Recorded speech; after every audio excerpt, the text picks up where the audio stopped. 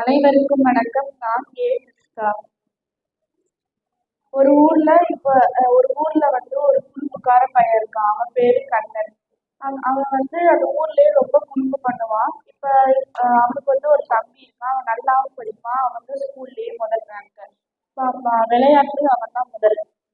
இப்ப நைட்டு இரவுல வந்து இப்ப எல்லாம் தூங்கிட்டு இருக்காங்க. தூங்கி எழுந்திரிச்சு காலையில ஆகுது. இவன் வந்து கரெக்டா காலையில 6 மணிக்கு எந்திரிச்சிருவான். இப்ப எந்திரிச்சோடனே அவனுக்கு ஒரு குட்டி தம்பி தான் இருக்கான். அவன் ஸ்கூலுக்கு போக மாட்டான். அவன் தான் ஸ்கூலுக்கு போயிட்டு இருக்கான். 6th படிக்கிறான். இப்போ வந்து அவன் வந்து எந்திரிக்காதனால அம்மாப்பாடா நீ எந்திரிக்கல அப்படின்னு சொல்லி அவன் குறும்புத்தனத்தை ஆரம்பிச்சிட்டாங்க. ரொம்ப குறும்பு பண்ணுவான். இப்ப வந்து அவன் எந்திரிக்கலன்னு சொல்லிட்டு மார்க்கர் எடுத்து அவன் மூஞ்சியில மீசை வரைஞ்சி விட்டுட்டு இருக்கான். வரைஞ்சி விட்ட உடனே அவங்க அம்மா பார்த்து இந்த மாதிரி செய்யக்கூடாது கண்ணா அப்படின்னு அவங்க அம்மா சொல்றாங்க.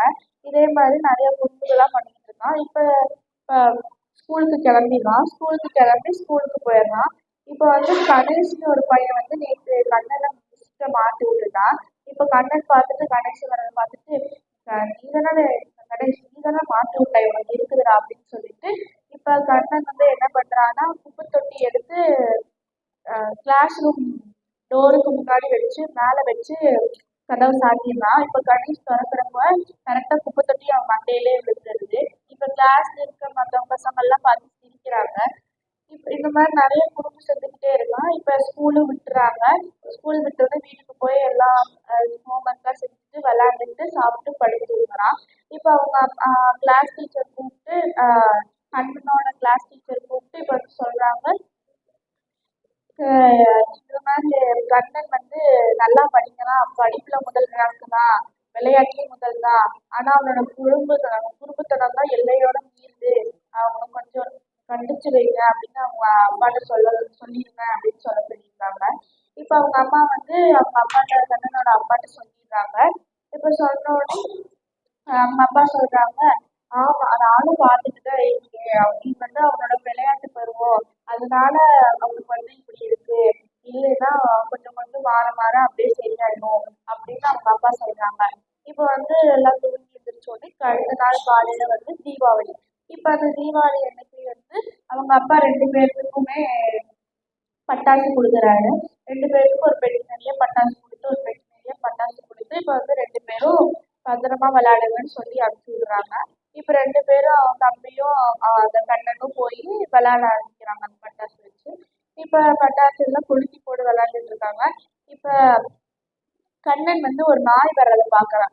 நாய் வர்றதை பார்த்துட்டு கண்ணன் வந்து என்ன பண்ணா, ஏன் இந்த நாய் வாலில் வந்து சரவெடி வைக்கக்கூடாது அப்படின்னு நினைச்சிட்டு சரவெடி வந்து கண்ணன் வந்து நாயோட வாலில் மாட்டி விட்டுருந்தான். இப்போ வந்து நாய் வாலில் மாட்டுறதை பார்த்த அந்த தம்பி வந்து அண்ணா இதெல்லாம் தப்பு செய்யக்கூடாது பாவம் அப்படின்றான். பாவமாவும் புண்ணியமாவது பாரு அதோட பாட்டை பாரு அப்படின்னு சொல்றான். கண்ணன் சொன்னோடனே இப்போ வந்து கொளுத்தி விட்டுறான். அதப்பா அந்த சவுண்டு அந்த வலியை தாங்கிட்டு அந்த நாய் அப்படியே இன்னும் ஓடிக்கிட்டே இருக்கு. இப்போ வந்து கண்ணன் பத்திக்கிட்டனால இப்போ வந்து கண்ணனை பின்னாடி துரத்திக்கிட்டே போகுது. கண்ணன் பின்னாடி துரத்திட்டு போறப்ப கண்ணன் எப்படி தவறி விழுந்துடுறான். தவறி விழுந்ததுனால அவன் மேல அந்த பட்டாசு கீழே அந்த நாயோட வால்ல இருந்து பட்டாசு கீழே விழுந்துருது. அதனால கண்ணன் மேல பட்டு நிறைய காயங்கள் ஆயிடுச்சு. இப்போ அவங்க தம்பியை பார்த்தோன்னே தம்பியை போய் அவங்க அம்மா அப்பாட்ட சொல்லி ஹாஸ்பிட்டல்ல சேர்த்துக்கிறாங்க. அவங்க அம்மா ஹாஸ்பிட்டல் சேர்த்தோன்னே டாக்டர் சொல்றாங்க, ரொம்ப அதிகமான காயமாயிருக்கு. கொஞ்சம் பத்திரமா பார்த்துக்கிட்டீங்கன்னா நல்லாயிடும் அப்படின்றாங்க. இப்போ அவங்க அம்மா அழுதுகிட்டே இருக்காங்க. அவங்க அப்பா சொல்றாரு, பாத்தியாடா கண்ணா, நீ நீ வந்து இப்படி ஒரு நாயை துன்பப்படுத்தி ரசிக்கணும்னு நீ ஆசைப்பட்ட. ஆனா அது வந்து உனக்கே திரும்பி வந்துருச்சு பார்த்தையில அப்படின்றாங்க. இப்போ வந்து இனிமேல் செய்யாத எந்த தப்பும் அப்படின்றது கண்ணன் சொல்றான், இனிமேல் நான் எந்த ஒரு தப்பும் செய்ய மாட்டேன்ப்பா. இனிமேல் துன்பம் யாருக்கும் கொடுக்க மாட்டேன். குடும்பத்தனத்தை நான் செய்யவே மாட்டேன் அப்படின்னு அவன் கண்ணன் சொல்றான். இந்த கதையிலிருந்து நம்ம என்ன தெரிஞ்சுக்கிட்டோம்னா, யாரையும் நம்ம துன்பப்படுத்தக்கூடாது. துன்பப்படுத்தணும்னா நம்மளுக்கே திரும்பி வந்துடும் அப்படின்னு திருவள்ளுவர் சொல்றாரு. இதற்கான குரல்